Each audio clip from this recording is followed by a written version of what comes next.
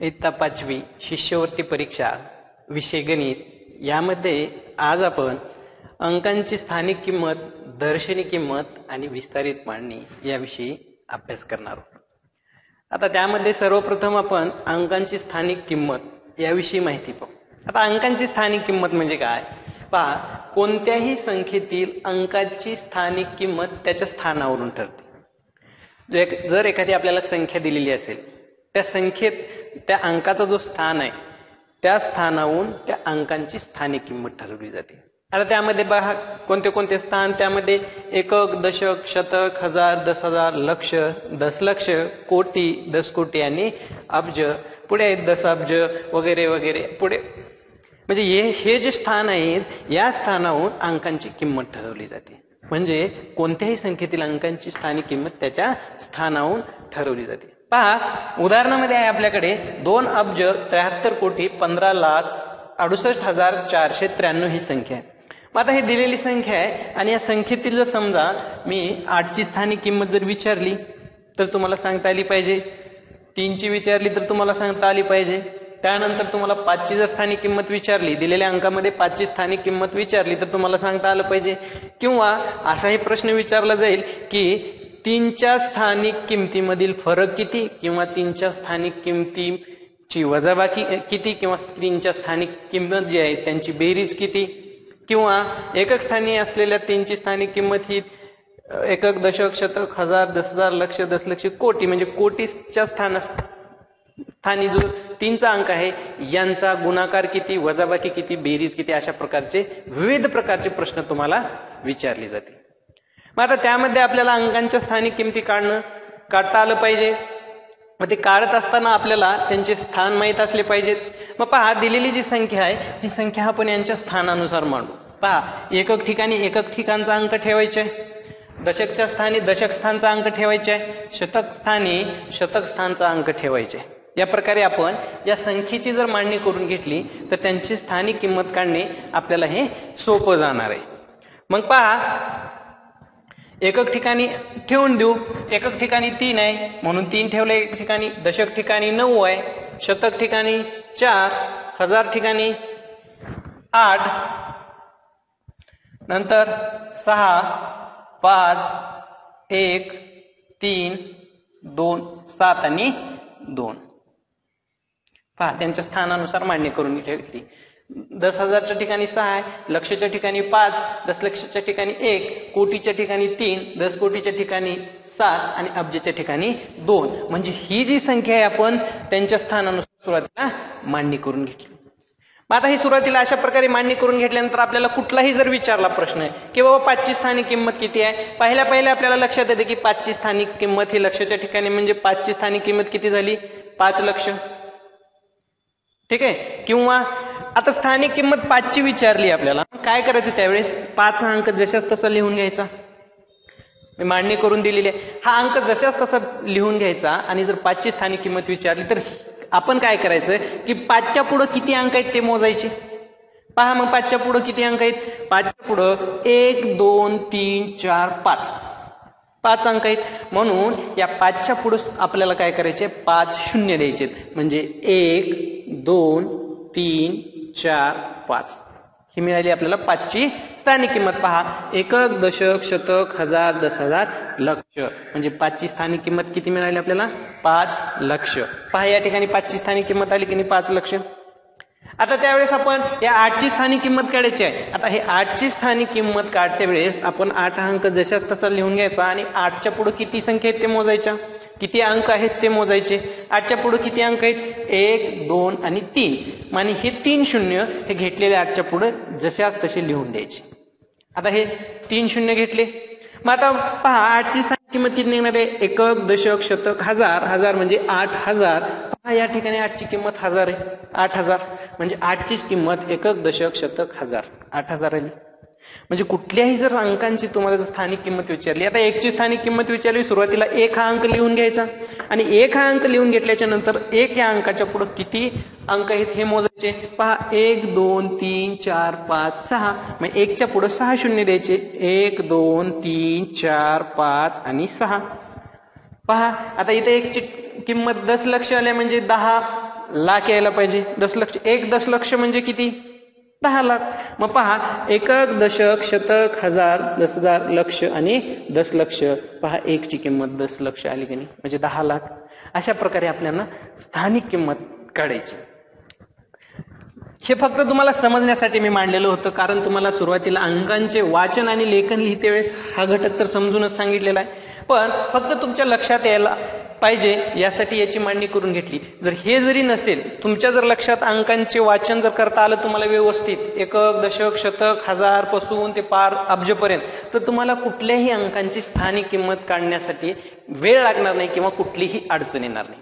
पहा, आपण सरळ सरळ सुद्धा, समजा हा भाग नाहीच आहे आपल्याकडे, फक्त तुमच्या लक्षात आहे, त्यावेळेस यांची स्थानिक किंमत तुम्ही कशी काढू शकता? पहा, जर या ठिकाणी मी 7ची जर स्थानिक किंमत काढा म्हटली तर 7 सुरुवातीला अंक लिहून घेतला तुम्ही, सोपं आहे. घेतल्याच्या नंतर काय करायचं, तुम्हाला 7च्या पुढे किती शून्य येणार, किती अंक आहेत ते पाहायचे. मग 7च्या पुढे किती अंक आहेत? 1 2 3 4 5 6 7 8 अंक. म्हणून 7च्या पुढे तुम्हाला किती शून्य द्यायचे? 8 शून्य. 1 2 3 4 5 6 7 8. पहा, आता याची स्थानिक किंमत किती आहे? एकक, दशक, शतक, हजार, 10,000, लक्ष, दशलक्ष, कोटी आणि 10 कोटी. म्हणजे हे किती? 70 कोटी.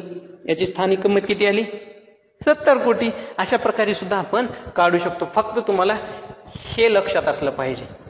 हे जर तुमच्या लक्षात असेल तर कुठल्याही अंकांची स्थानिक किंमत काढणे तुम्हाला अवघड जाणार नाही.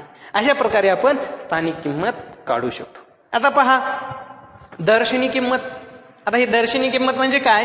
कोणत्याही संख्येतील अंकांची दर्शनी किंमत त्या अंका एवढीच असते.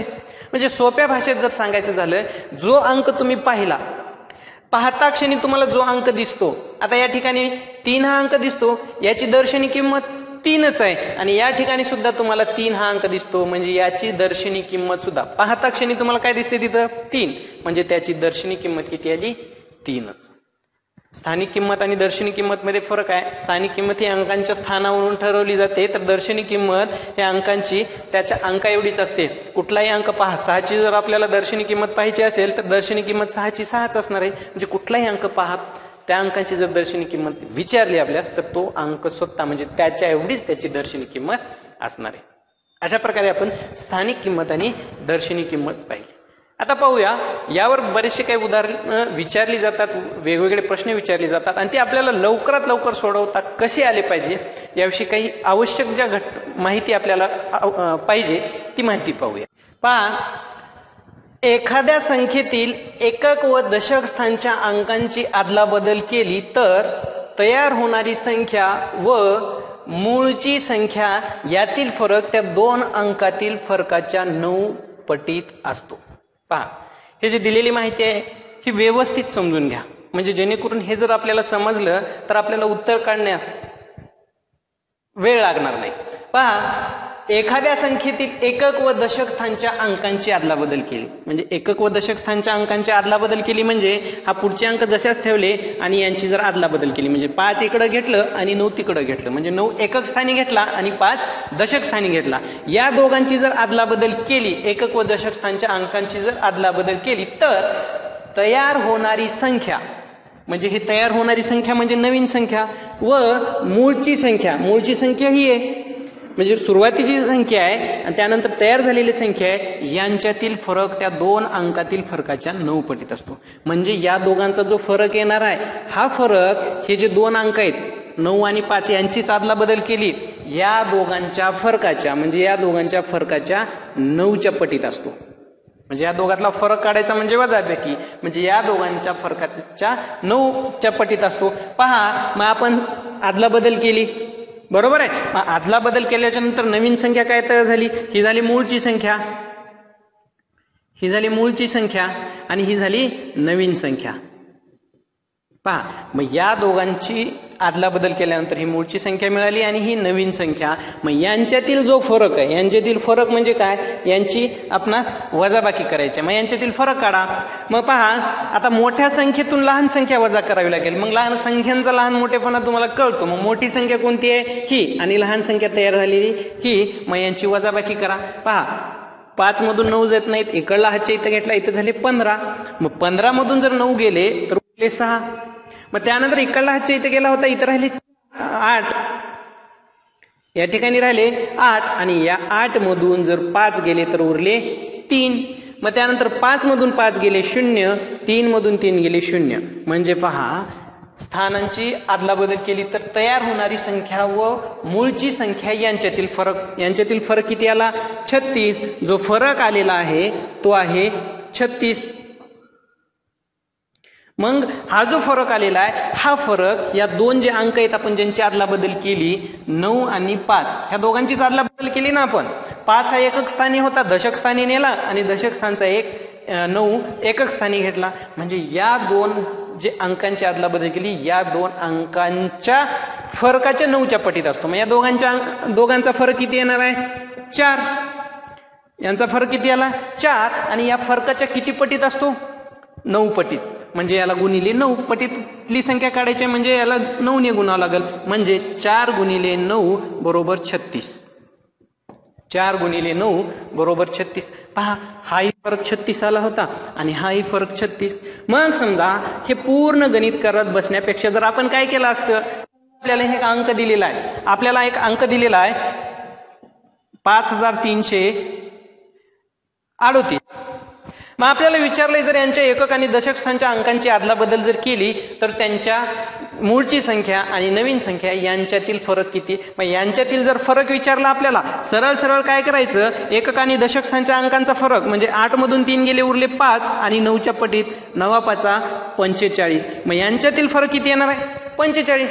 सरळ सरळ लवकरात लवकर आपल्याला उत्तर मिळणार आहे. तरी पण आपण पडताळून पाहू. मग यांची जर अदलाबदल केली, हे दोन अंक जशाच तसे 8 हा अंक इकडे घेतला आणि 3 हा अंक एकक स्थानी घेतला, म्हणजे एकक स्थानचा 8 दशक स्थानी घेतला आणि दशक स्थानचा 3 हा एकक स्थानी घेतला. मग पहा, मग आता आपल्याला यांच्यातील फरक काढायचे.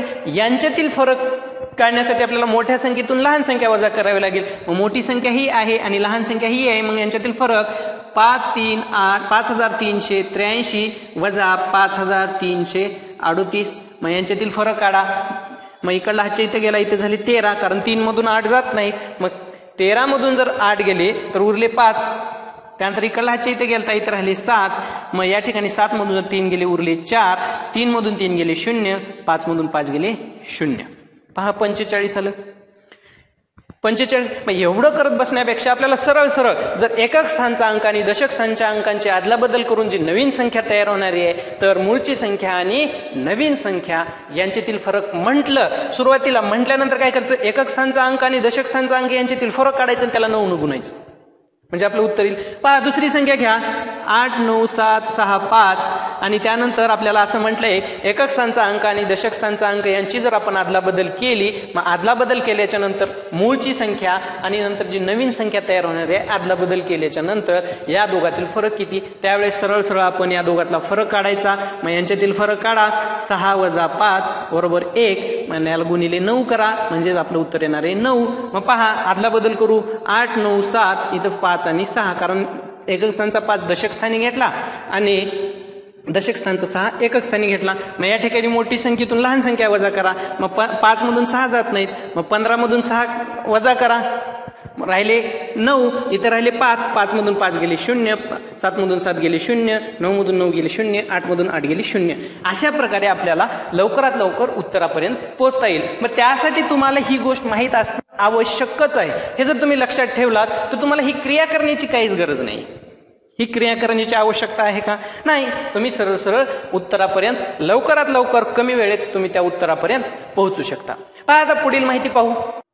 पहा, एखाद्या संख्येत दशक व एकक स्थानावर समान अंक असेल तर त्यांच्या स्थानिक किमतीमधील फरक त्या अंकाच्या 9 पट असतो. मी जे तुम्हाला माहिती देत आहे ती तुम्ही लक्षात ठेवलीच पाहिजे, जेणेकरून परीक्षेमध्ये किंवा इतर उदाहरणं सोडवते वेळेस आपल्याला त्या उत्तरापर्यंत लवकरात लवकर पोहोचायचे, कारण आपल्याला आपला वेळ वाचवायचे. पहा, जर एखादी जर संख्या दिली आणि त्या संख्येच्या एकक व दशक स्थानी जर समान अंक असेल तर त्यांची ज्या स्थानिक किमतीतील जो फरक येणार आहे तो फरक 9च्या पटीमध्ये असणार आहे. मग पहा, या ठिकाणी आपल्याला एक संख्या दिलेली आहे. या संख्येमध्ये आपल्याला एकक व दशक स्थानचा अंक काय, एकक व दशक स्थानचा अंक सारखाच आहे. मग आपल्याला म्हटलेलं आहे की यांच्या स्थानिक किमतीतील फरक. आता एकक स्थानच्या 5ची किंमत 5च येणार आहे आणि दशक स्थानच्या 5ची स्थानिक किंमत ही 50 येणार आहे. दशक स्थानच्या अंकाची स्थानिक किंमत आपण पाहिले सुरुवातीला. फरक किती येणार आहे? स्थानिक किंमत किती येणार आहे दशक स्थानची? 50. मग यांच्यातील जो फरक आहे, यांची जी स्थानिक किंमत आहे, या स्थानिक किमतीमधील जो फरक असणार आहे, हा फरक या अंकाच्या 9 पट असणार आहे. म्हणजे यांची स्थानिक किमतीतील फरक आला 45. 50 मधून 5 वजा केले, उरले 45. मग आपल्याला काय माहिती सांगण्यात आलेली आहे की जर एकक आणि दशक स्थानचा अंक समान असेल तर त्यांच्या स्थानिक किमतीतील फरक हा त्या अंकाच्या 9 पट. म्हणजे या ठिकाणी सारखा अंक कोणता आहे?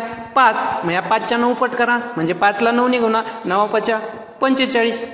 आणि किमतीतील फरक काढत बसण्याची गरज नाही, डायरेक्ट. आता दुसरा जर एक अंक दिला 3877, तर या अंकांच्या स्थानिक किमतीतील फरक हा या अंकातील स्थानिक किमतीतील फरक हा त्या अंकाच्या म्हणजे 7च्या समान अंक आहे. मग या 7च्या 9 पट, 7 9 63. पहा येतो का? पहा यांची वजाबाकी करून पहा. म्हणजे 7 या अंकाची म्हणजे एकक आणि दशक याची 7ची स्थानिक किंमत 7 आहे आणि दशक स्थानच्या 7ची किंमत येणार आहे 70. दोघांची जर वजा केली, 70 मधून जर तुम्ही 7 वजा केला तर 63 येणार आहे. पहा पुढील उदाहरण पहा एक. या ठिकाणी आपल्याला जर एखादी संख्या दिली आणि या संख्येमध्ये जर आपल्याला म्हटलं की एकक स्थानचा अंक आणि दशक स्थानचा अंक यांच्या स्थानिक किमतीतील फरक किती, मग आपल्याला लक्षात आलं पाहिजे की दोन्ही अंक एकच आहेत. एकक स्थानचा अंक आणि दशक स्थानचा अंक दोन्ही पण एकच आहेत. मग यांच्या स्थानिक किमतीतील फरक ज्या प्रकारे आपण या ठिकाणी काढलं त्याच प्रकारे काढायचे आहे. म्हणजे दिलेला अंक त्याला डायरेक्ट 9 न गुणायचे, म्हणजे 9च्या पटीतील संख्या येणार आहे. 9 8 72 हे आपलं उत्तर येणार आहे, हे चुकणारच नाहीये. त्यामुळे तुम्ही लक्षात ठेवलं पाहिजे की जर एखाद्या संख्येत दशक व एकक स्थानावर समान अंक जर असतील तर त्यांच्या स्थानिक किमतीतला जो फरक येणार आहे, त्यांच्या स्थानिक किमतीमधील जो फरक येणार आहे तो फरक त्या अंकाच्या 9 पट असतो. कुठलीही संख्या घ्या, मग कितीही लाखातली असो, 2 अब्जाची असो, कुठलीही असो. पण जर एकक आणि दशक स्थानचा अंक जर सारखा असेल आणि आपल्याला जर विचारलं त्या अंकांच्या स्थानिक किमतीतील फरक, तर तो फरक काढताना सरळ सरळ तो अंक घ्यायचा आणि त्याची 9 पट करायची, म्हणजे आपल्याला आपलं उत्तर मिळतं. पुढील माहिती अशी आहे, जर एखाद्या संख्येत शतक व एकक स्थानी तोच अंक असेल तर त्याच्या स्थानिक किमतीमधील फरक हा त्या अंकाच्या 99 पट असतो. या ठिकाणी डबल आलेलं आहे. तर त्या अंकाच्या 99 पट असतो. तसेच हजार व एकक स्थानी समान अंक असेल तर त्या अंकांच्या स्थानिक किमतीमधील फरक हा त्या अंकांच्या 999 पट असतो. पहा ही एकदम आवश्यक माहिती आहे आपल्यासाठी, कारण यावर बरेचसे उदाहरणं विचारले जातात. मग ती संख्या मांडून घ्या, त्यांच्या स्थानिक किमती काढून घ्या, परत त्यांच्या स्थानिक किमतीमधील फरक काढा. ह्या सगळ्या गोष्टी करण्यासाठी आपल्याला बराचसा वेळ जाणार आहे. जर ह्या गोष्टी आपल्याला माहित असतील, ही जर माहिती आपल्याला असेल जी मी सांगत आहे त्यांची जर माहिती तुम्हाला व्यवस्थित असेल तर तुम्हाला लवकरात लवकर उत्तरापर्यंत पोहोचता येईल. पहा काय म्हटलेलं आहे, जर एखाद्या संख्येत शतक व एकक स्थानी तोच अंक आहे, समजा शतक आणि एकक स्थानी तोच आहे, तर त्यांच्या स्थानिक किमतीतील फरक हा त्या अंकाच्या 99 पट असतो. त्या अंकाच्या 99 पट. म्हणजे पहा या ठिकाणी एकक, दशक आणि शतक. आता आपण एकक आणि दशक पाहिलं. एकक आणि दशक स्थानी जर समान अंक असेल तर ते कशा पद्धतीने सोडवायचं. आता एकक आणि शतक स्थानी सारखा अंक आहे. एकक आणि शतक स्थानी जर सारखा अंक असेल आणि त्या अंकांच्या स्थानिक किमतीमधील जर फरक विचारलेला असेल तर त्यांचा फरक किती असणार आहे, त्या अंकाच्या 99 पट असणार आहे. मग पहा या ठिकाणी हा अंक कोणता आहे, 8. आपल्याला स्थानिक किंमत कुठली विचारलेली आहे, शतक आणि एकक स्थानच्या. मग हा अंक आहे, मग त्याच्या काय करायचे 99 पट करायचे. म्हणजे यांचा गुणाकार करून घ्या. 8 9 72 ला 2 हातच्याले 7, 8 9 72, 7 आणि 2 9, 7 ला 7 म्हणजे 792 एवढा फरक येणार आहे. म्हणजे त्या अंकाच्या 99 पट 8च्या 99 पट म्हणजे किती, 792. पहा मग तो फरक पण काढून घेऊ. या 8ची स्थानिक किंमत आहे 800 आणि या 8ची किंमत आहे फक्त 8, कारण तो एकक स्थानी आहे आणि हा शतक स्थानी, म्हणजे शतक स्थानच्या 8ची किंमत येणार आहे 800 आणि एकक स्थानच्या अंकाची स्थानिक किंमत येणार आहे 8. मग यांचा जर फरक काढून घेतला आपण तर 0 मधून 8 जात नाही, म्हणून इकडला हातच्या इथं घेतला, इथं झाले 10 आणि या 10ला इकडे घेतला, इथं झाले 10 आणि इथं राहिले 9 आणि इथला हातच्या इथं घेतला होता म्हणून इथं राहिले 7. वरच्या संख्या घेतल्या, मग आता 10 मधून 8 गेले, 2 राहिले, 9 ला 9 आणि 7 ला 7, कारण यांच्या ठिकाणी काही नाही, म्हणजे 0 जरी घेतलं म्हणजे 9 मधून 0 गेले 9च राहिले आणि 7 मधून 0 गेले 7, तर त्यांचा फरक किती येणार आहे 792. शतक स्थानचा अंक आणि एकक स्थानचा अंक जर सारखा असेल आणि त्यांची स्थानिक किमतीतील फरक किती आला 792. मग ही पूर्ण प्रक्रिया करत बसण्यापेक्षा आपण जर सरळ सरळ केलं की बाबा शतक आणि एकक स्थानचा अंक सारखा आहे, मग त्याला जर आपण 8 सारखा जो अंक आहे त्याला 99 जर गुणलं तर फरक आपल्याला मिळून जाईल. किंवा तुम्हाला असं विचारलं, एक संख्या दिलेली आहे 8353, शतक स्थानचा अंक आणि एकक स्थानचा अंक सारखाच आहे, म्हणजे एकक, दशक आणि शतक हे दोन अंक सारखे, यांच्या स्थानिक किमतीतील जर फरक विचारला तर तो अंक किती पट असतो 99. त्या अंकाच्या 99 पट ती त्या दोघांमधील स्थानिक किंमत जी निघणार आहे आणि त्या स्थानिक किमतीच्या फरकाच्या 99 पट. मग पहा 3 ला 9 ने गुणा, 3 9 27 ला 7, हातचे आले 2, 3 9 27 आणि 2 29, म्हणजे 297 हे उत्तर येऊन जाईल. जर तुम्ही पाहिलं एकक आणि शतक स्थानचा अंक सारखा असेल आणि त्या अंकांच्या स्थानिक किमतीमधील जर फरक विचारला तर तो फरक त्या अंकाच्या, म्हणजे तो जो अंक आहे 3 त्याच्या 99 पट, कुठलाही अंक असो, या ठिकाणी 3च म्हणून नाही, कुठलाही अंक जर शतक आणि एकक स्थानी जर असेल त्या अंकाच्या 99 पट असणार आहे. आता आणखीन काय म्हटले पहा आपल्याला, तसेच 1000 व एकक स्थानी समान अंक असेल, 1000 आणि एकक स्थानी जर समान अंक असेल तर त्या अंकाच्या स्थानिक किमतीमधील फरक हा त्या अंकाच्या 999 पट असणार आहे. मग पहा या ठिकाणी जर आपण घेतलं, एक उदाहरण घ्या. आता 1000चा अंक आणि एकक स्थानचा अंक सारखा आहे, 1000 आणि एकक स्थानच्या अंकामधील जर अंकांच्या स्थानिक किमतीमधील जर फरक विचारला तर तो फरक त्या अंकाच्या 999 पट, म्हणजे तो अंक 8 आहे आणि याच्या 999 पट जर आपण केलं तर आपल्याला उत्तर मिळून जाणार आहे. अशा प्रकारे आपण या सर्व प्रश्नांची उत्तरे लवकरात लवकर सोडवू शकतो. तर पहा पुढील माहिती पाहूया. पहा अंकांची स्थानिक किंमत आणि दर्शनी किंमत याविषयी आपण सविस्तर माहिती पाहिली. त्यावर वेगवेगळे प्रश्न कशा प्रकारे विचारले जातील आणि ते प्रश्न लवकरात लवकर कोणत्या पद्धतीने कशा पद्धतीने सोडवतील याविषयीची सर्व माहिती आणि आवश्यक असणारी इतर माहिती ही सर्व आपण पाहिली. आता पाहूयात विस्तारित मांडणी. आता विस्तारित मांडणी म्हणजे काय पहा, कोणतीही संख्या तिच्यातील स्थानिक किमतीच्या बेरजेच्या रूपात लिहिणे म्हणजेच त्या संख्येचे विस्तारित रूप लिहिणे होय. पहा कुठलीही संख्या जर दिलेली असेल तर त्या संख्येची स्थानिक किंमत म्हणजे काय, तर तिच्यातील अंक, कोणतीही संख्या तिच्यातील स्थानिक किमतीच्या बेरजेच्या रूपात जर आपण लिहिलं तर त्यास आपण काय म्हणतो, संख्येचे विस्तारित रूप म्हणतो.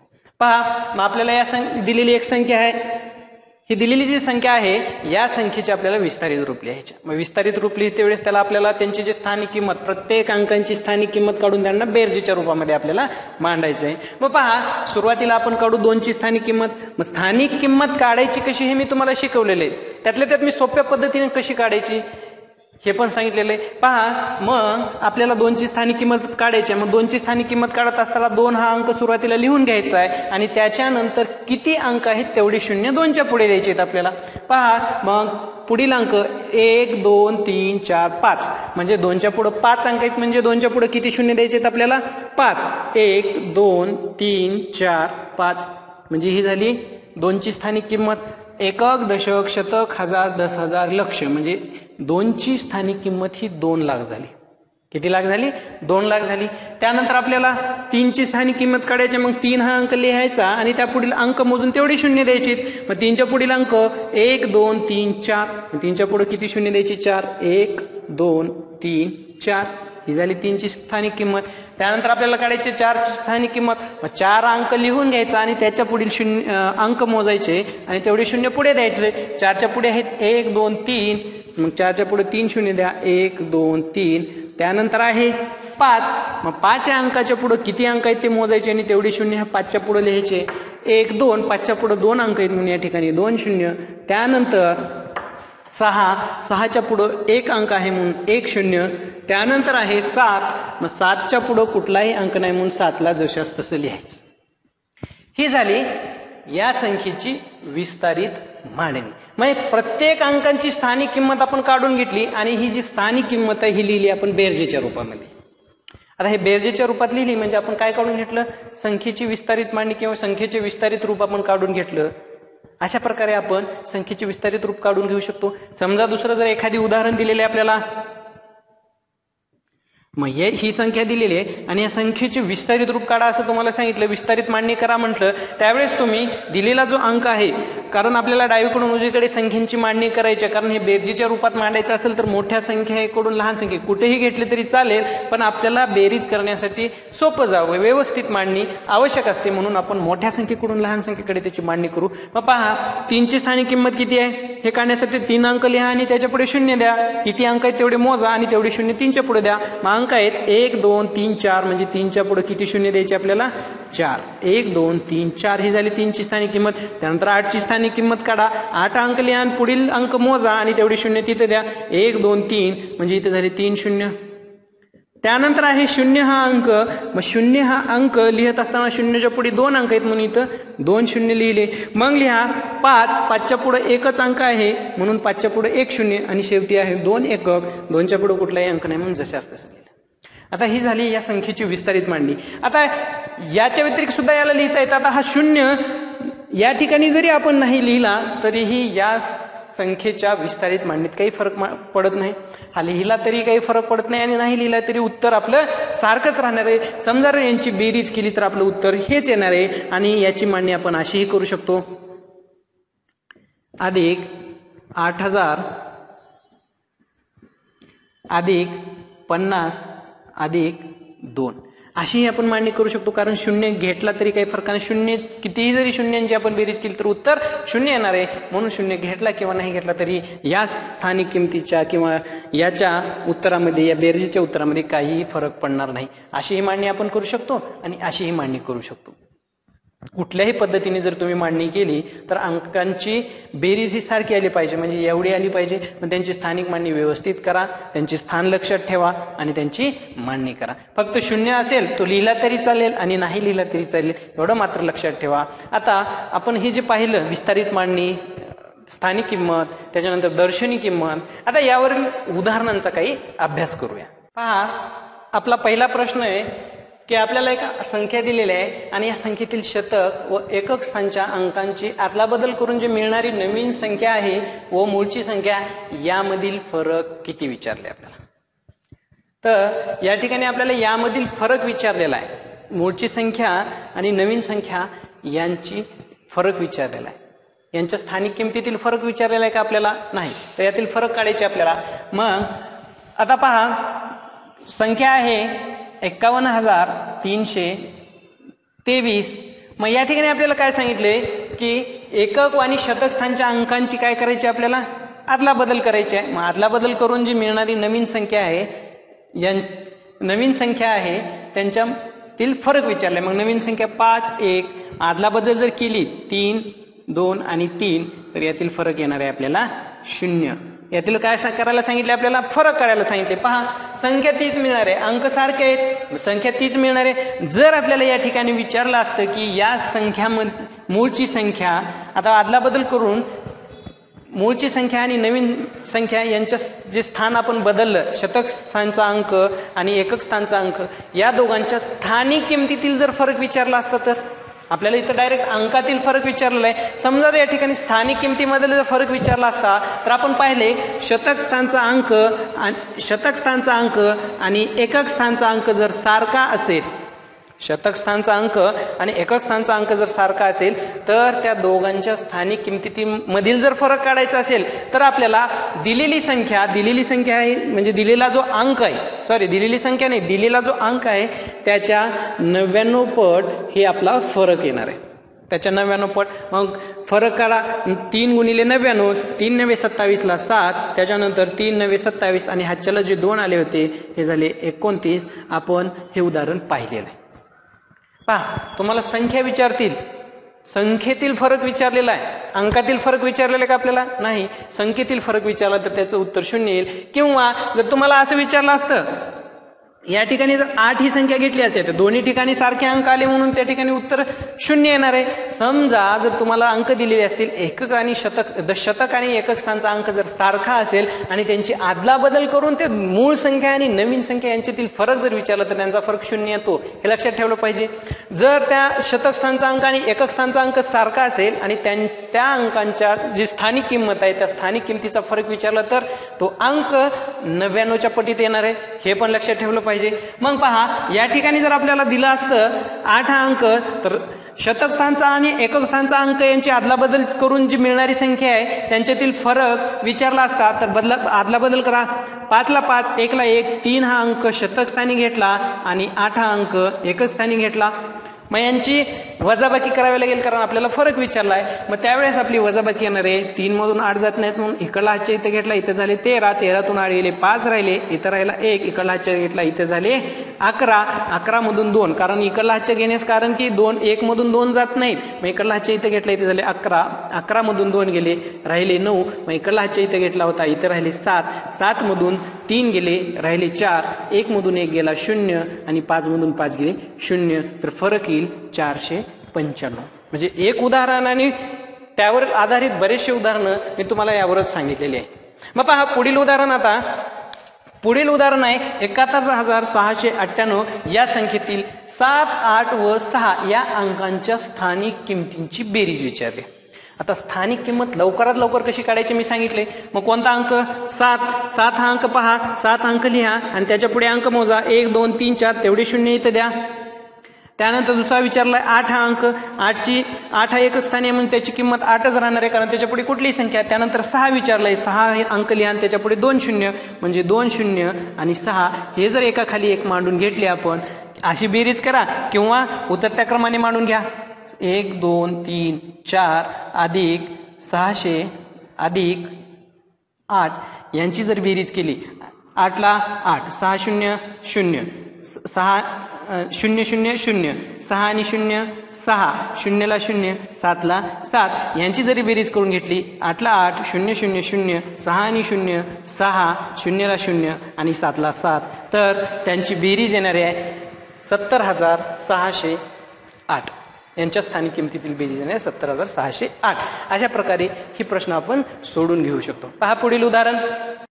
पहा पुढील प्रश्न आहे, आपल्याला एक संख्या दिलेली आहे आणि या संख्येच्या एकक आणि दशक ठिकाणी स्टार दिलेले आहे आणि या संख्येच्या स्टारच्या जागी येणाऱ्या अंकांच्या स्थानिक किमतीमधील फरक 27. फरक दिलेला आपल्याला 27 आहे, तर स्टारच्या जागी येणारा अंक कोणता? म्हणजे हा जो स्टार आहे या स्टारच्या जागी कोणता अंक येणार आहे हे आपल्याला शोधून काढायचं. मग पहा, आपण या अगोदर माहिती पाहिली की जर एकक आणि दशक स्थानी जर सारखा अंक असेल तर त्या अंकांच्या स्थानिक किमतीतील जो फरक येणार आहे तो 9च्या पटीत असणार आहे. हे जो एकक आणि दशक स्थानच्या अंकांच्या जे स्थानिक किमतीतील फरक हा 9च्या पटीत येणार आहे. 9 आणि अंक म्हणजे या अंकाच्या 9 पट. मग पहा, या ठिकाणी दोन्ही ठिकाणी येणारा अंक सारखा आहे आणि त्यातील फरक किती आहे? 27. कारण स्टारच्या ठिकाणी आपल्याला वेगवेगळे अंक दिलेले आहेत का? नाही, या दोन्ही ठिकाणी एकच अंक येणार आहे. जर अंक जर सारखे असतील एकक आणि दशक ठिकाणी तर त्यांच्या स्थानिक किमतीतील फरक हा 9च्या पटीत येणार आहे. मग इथला अंक काढायचा आहे. मग पहा, समजा तो अंक माहित नाही आहे आपल्याला, तो अंक घ्या x. हा अंक माहित आहे का आपल्याला? नाही, x. आणि हा अंक 9च्या पटीत ठेवा, कारण पाहिलं आपण की जर अंक एकक आणि दशक स्थानचा अंक असेल त्यांच्या स्थानिक किमतीतील फरक काढायचा असेल तर तो त्या अंकाच्या 9च्या पटीत असतो. मग हा अंक घेतला आणि अंकाची 9 पट केली तर आपल्याला उत्तर मिळतं. आपल्याला या ठिकाणी उत्तर दिलेलं आहे 27, कारण फरक 27 येणार आहे. बरोबर. मग काय करा, या दोघांचा गुणाकार करा.